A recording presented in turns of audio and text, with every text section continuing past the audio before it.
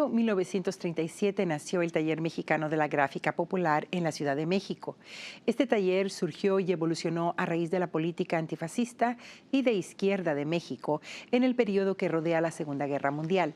El Instituto de Arte de Chicago presenta una exhibición denominada What May Come, que incluye más de 100 obras que demuestran por qué el taller de gráfica influenció al mundo e inspiró a la creación de colectivo de impresión.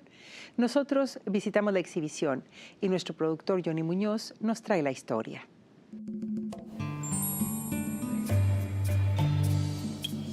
The title, What May Come, is taken from an important print in the Art Institute collection that was created specially by Leopoldo Mendez for the Art Institute of Chicago. He actually carved a wood block as a special commission made by the Print and Drawing Club of the Art Institute.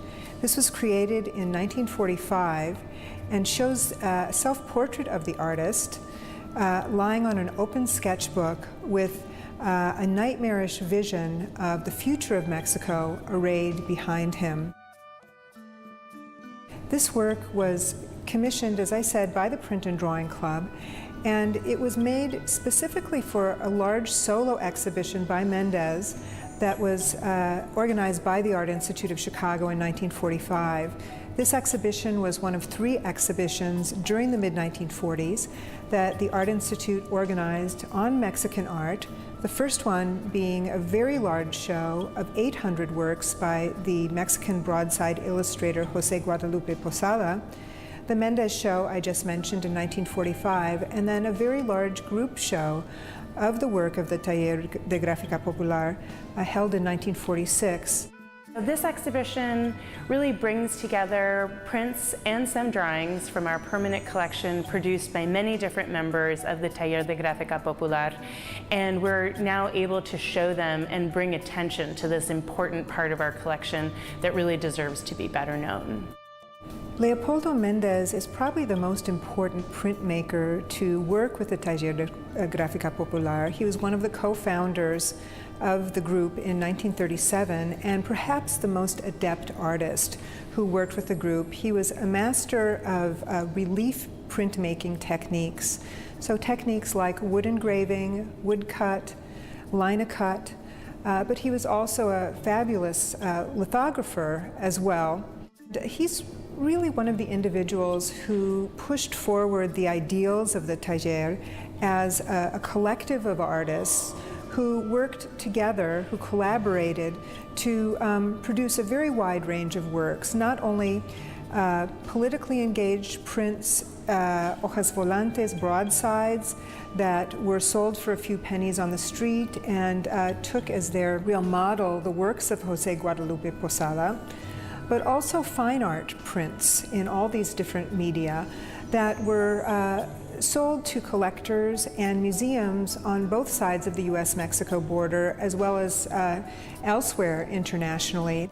This exhibition is a wonderful opportunity for us to present more than 100 works from our permanent collection, many of which have not been on view in our galleries since the time they were acquired in the 1940s. The Art Institute of Chicago, as you may know, was a leader in establishing relationships with Mexico and developing a cultural exchange with the Mexican government specifically. Our interest in the arts of Mexico and specifically in printmaking in Mexico dates back to the 1930s and 40s when these relationships were established and when curators from the Art Institute began to acquire these works for our collection.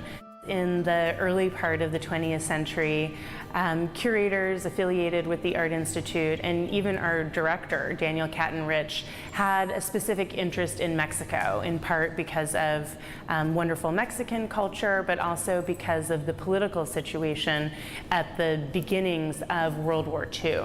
So one curator from the Art Institute named Catherine Koo had a specific connection to Mexico. She herself traveled to San Miguel de Allende, and her companion was originally from Guatemala. So she had personal connections to Mexico, and that then enhanced the institutional relationship to the Mexican government, and then specifically to the Taller de Gráfica Popular.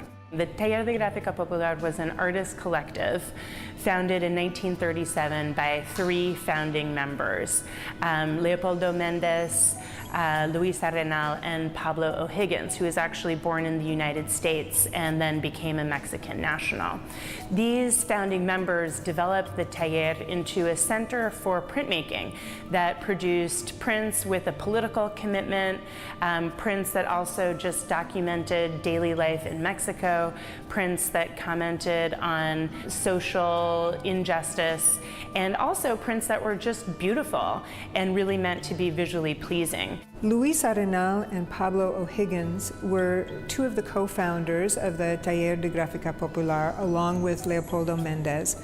O'Higgins is an interesting character. He grew up on the west coast of the United States, studied art there, but then was drawn to Mexico in the period after the Mexican Revolution, so in the 1920s, in order to study with the great Mexican muralist Diego Rivera. He studied with Rivera, but became very interested in printmaking, and in fact was considered really the master lithographer of this group. What's wonderful about this exhibition is that it really gives an overview of many different types of printmaking. The Taller de Gráfica Popular was a center for printmaking and was a place for collaboration involving different types of printmaking, such as lithographs, such as lino cuts, such as wood engravings and wood cuts. And some of these artists worked in different media. So people can expect to have an introduction to printmaking, why prints are so special, an introduction to the many different artists who participated in the work of the taller, specifically to one of the founding members, Leopoldo Méndez, who is very well represented in our collection and really shows all these different types of prints to their greatest advantage. This exhibition includes almost 125 works from the permanent collection of the Art Institute, both the Prints and Drawings collection as well as the Ryerson Library collection, the Ryerson Library being the Art Institute's very fine art library. These range from fine art prints, fine art portfolios, illustrated books, flyers, broadsides, and posters as well. What may come. This was actually printed from the original block that Méndez provided to the Art Institute. The impressions were actually made by Max Kahn here in Chicago once the block arrived here. So there were many rich interactions between this group in Mexico City and the artists who collaborated with them, whether they stayed in Mexico or whether they actually returned to their home countries and continued to produce work that was deeply influenced by the taller. We've continued to add to the collection over the years to grow it from that initial core of about 200 objects to almost 500 objects, actually, if we count the library's collections as well. Work of an exhibition is parallel to the work of taller, which is a work of collaboration. So many different departments at the Art Institute contributed to this project. Our publications department helped us to produce our beautiful bilingual catalog that includes many full-color reproductions of works from our collection, also in the exhibition. Our design team helped us with the graphics and also to design the bilingual label treatment that we are so pleased to include in the project.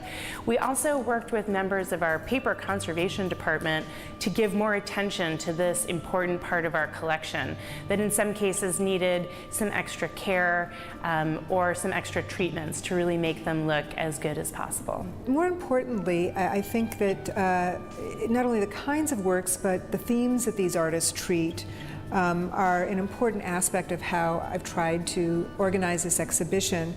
It's organized thematically, drawing on the different subjects that these works treat. So the section that we're standing in now is devoted to anti-fascism and the war, anti-fascism being the central focus of this collective in terms of their political art making from their founding in 1937 through the end of World War II in 1944. There are also sections on Mexican life, Mexican daily life, another section on history and nation, fourth section on caricature in the press. And then we have a long room that treats not only the publishing arm of the Taller de Gráfica Popular, the Estampa Mexicana, which is founded in 1942 and produced both portfolios and illustrated books, but also a section that treats the deep connections between the Taller and Chicago. It was a pleasure to work on this exhibition with Diane Miliotis, our guest curator. I helped her through the phases of the project to make sure that we were collaborating with the different departments within the museum to participate in our collaboration with our local constituents, such as the National Museum for Mexican Art, the Katz Center for Mexican Studies at the University of Chicago, and other collectors and museums who also hold this important material in their permanent collections.